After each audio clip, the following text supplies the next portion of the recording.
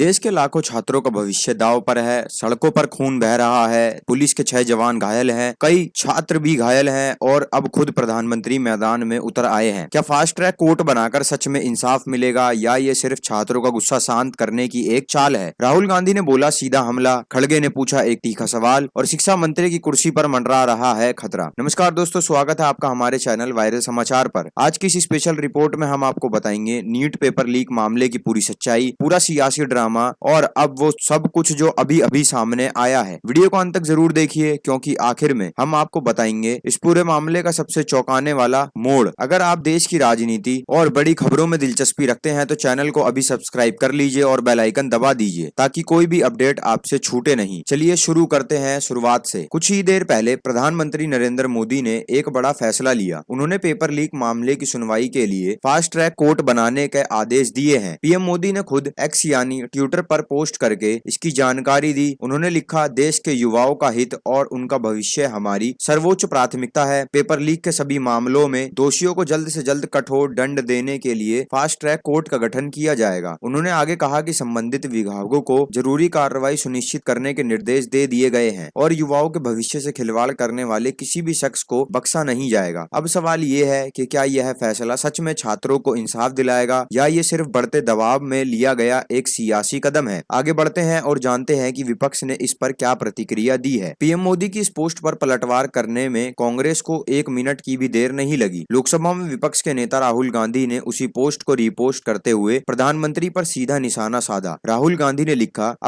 आपने ही हमारे युवाओं के भविष्य को सबसे ज्यादा नुकसान पहुंचाया है। आपने न सिर्फ हमारी शिक्षा प्रणाली पर पूरा कब्जा होने और उसे बर्बाद होने दिया बल्कि उसे बढ़ावा भी दिया और इसके जिम्मेदार हर व्यक्ति को संरक्षण भी दिया। यही नहीं रुके राहुल गांधी, उन्होंने साफ साफ 3 मांगे भी रख दी हैं। पहला, शिक्षा मंत्री धर्मेंद्र प्रधान को उनके पद से हटाया जाए। दूसरा, छात्रों से सार्वजनिक रूप से माफी मांगी जाए। तीसरा, छात्रों के साथ हिंसा करने वालों के खिलाफ सख्त कार्रवाई हो। अब जरा सोचिए, जब देश के विपक्ष के नेता सीधे इस्तीफे की मांग कर रहे हो तो क्या सरकार पर दबाव और बढ़ेगा? आगे हम आपको बताएंगे कि राज्यसभा में भी इस मुद्दे पर कितना बवाल मचा है। राहुल गांधी अकेले नहीं थे। राज्यसभा में विपक्ष के नेता मल्लिकार्जुन खड़गे ने भी पीएम मोदी की फास्ट ट्रैक कोर्ट वाली घोषणा पर करारा जवाब दिया। खड़गे ने कहा, आपके राज्य में एजुकेशन सिस्टम खराब हो गया है। हमें आम बातों या शांति से की जाने वाली घोषणाओं की जरूरत नहीं है। आपने एसी वाले घरों से बाहर निकलिए और उन नौजवानों और औरतों की आंखों में देखिए जिन्होंने आपकी तानाशाही के खिलाफ सड़कों पर खून बहाया है। ये बयान बेहद तीखा है और इसने सियासी पारा भी चढ़ा दिया है। एक तरफ सरकार कह रही है कि वो कड़ी कार्रवाई कर रही है, दूसरी तरफ विपक्ष कह रहा है कि ये सब सिर्फ दिखावा है। लेकिन दोस्तों, असली तस्वीर तो सड़कों पर है। चलिए अब चलते हैं जमीनी हकीकत की तरफ, जहां हालत बेहद गंभीर बने हुए हैं। नीट पेपर लीक मामले में शिक्षा मंत्री धर्मेंद्र प्रधान के इस्तीफे की मांग को लेकर बुधवार को स्थिति और तनावपूर्ण हो गई। दिल्ली के जंतर मंतर पर एसएफआई यानी स्टूडेंट्स फेडरेशन ऑफ इंडिया के विरोध प्रदर्शन के दौरान 2 जगह पथराव भी हुआ। इस पथराव में 6 पुलिसकर्मी घायल हो गए, जिनमें 2 सहायक पुलिस आयुक्त भी शामिल हैं। हालत इतने बिगड़ जाए कि प्रदर्शनकारियों को तितर बितर करने के लिए पुलिस और आरएएफ यानी रैपिड एक्शन फोर्स को आंसू गैस के गोले छोड़ने पड़े और लाठीचार्ज करना पड़ा। इस झड़प में कई प्रदर्शनकारी भी घायल हुए। रात होते होते मौके पर भारी पुलिस बल तैनात कर दिया गया, लेकिन देर रात तक भी जंतर मंतर और आसपास की सड़कों पर भारी संख्या में प्रदर्शनकारी डटे रहे और वहां तनाव का माहौल बना रहा। सोचिए दोस्तों, ये सिर्फ दिल्ली की बात नहीं है, ये आंदोलन अब पूरे देश में फैल चुका है। आगे जानिए किन किन राज्यों में गूंज रही है छात्रों की आवाज। दिल्ली से शुरू हुआ ये आंदोलन अब देश के कई बड़े शहरों तक पहुंच चुका है। बुधवार को पटना, जयपुर, चेन्नई, अहमदाबाद, तिरुवनंतपुरम और मुंबई, इन सभी शहरों में छात्रों ने सड़कों पर उतरकर विरोध प्रदर्शन किया और शिक्षा मंत्री धर्मेंद्र प्रधान के इस्तीफे की मांग दोहराई। ये दिखाता है कि ये अब सिर्फ एक शहर या एक राज्य का मुद्दा नहीं रहा, ये पूरे देश के युवाओं की आवाज बन चुका है। और सिर्फ दिल्ली ही नहीं, इन सभी महानगरों में भी प्रदर्शन चल रहे हैं। और इस बीच एक और बड़ा नाम इस आंदोलन से जुड़ गया है जिसने सबका ध्यान खींचा है। लद्दाख के जाने माने शिक्षावादी और पर्यावरण कार्यकर्ता सोनम वांगचुक, जो पिछले 25 दिनों से अनशन पर बैठे हैं, उन्होंने भी इस मुद्दे पर अपनी बात रखी है। सोशल मीडिया पर उन्होंने लिखा कि अगर आंदोलन कर रहे युवाओं पर केस दर्ज और मुकदमे वापस लिए जाते हैं तो वह खुद प्रदर्शनकारियों से अपील करेंगे कि वह अपने आंदोलन को फिलहाल टाल दें। ये बयान बेहद अहम है क्योंकि इससे संकेत मिलता है कि अगर सरकार बातचीत और समाधान की दिशा में कदम बढ़ाए तो शायद हालत शांत हो सकते हैं। लेकिन सवाल ये है कि क्या सरकार इस दिशा में कोई ठोस कदम उठाएगी? तो दोस्तों, ये थी नीट पेपर लीक मामले की पूरी अपडेट। एक तरफ सरकार फास्ट ट्रैक कोर्ट का ऐलान कर रही है, दूसरी तरफ विपक्ष इस्तीफे की मांग पर अड़ा है और सड़कों पर छात्रों का गुस्सा थमने का नाम नहीं ले रहा है। अब आप बताइए, क्या फास्ट ट्रैक कोर्ट से छात्रों को असली इंसाफ मिलेगा? क्या शिक्षा मंत्री धर्मेंद्र प्रधान को इस्तीफा तुरंत दे देना चाहिए? अपनी राय हमें कमेंट सेक्शन में जरूर बताइए। वीडियो पसंद आया हो तो लाइक कीजिए, चैनल को सब्सक्राइब करना ना भूलें और इस वीडियो को ज्यादा से ज्यादा शेयर करें ताकि खबर हर किसी तक पहुंच सके। मिलते हैं अगली बड़ी अपडेट के साथ, तब तक के लिए नमस्कार। जुड़े रहें वायरल समाचार के साथ।